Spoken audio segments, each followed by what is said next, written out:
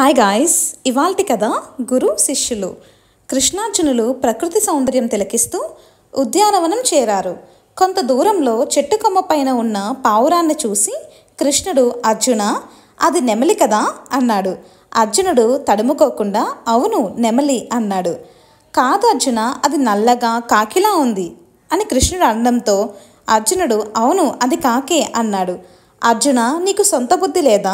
అసలు ఆలోచన శక్తి లేదా? ఒక పక్షిని చూసి మరో పక్షి అని అంటున్నావు. ఇన్ని విద్యలు నేర్చిన నీకు ఆలోచన శక్తి అసలు లేదు అన్నాడు కృష్ణుడు.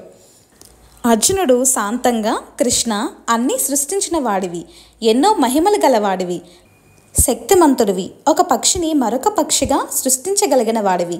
నీవు పలికే ప్రతి మాట మీద నాకు సంపూర్ణ నమ్మకం ఉంది. అందుకే నువ్వు ఏది చెప్పినా నమ్ముతున్నాను అన్నాడు. కృష్ణుడు జగద్గురువు, అర్జునుడు ఆదర్శ శిష్యుడు. జై Sri Krishna. Have a nice day guys.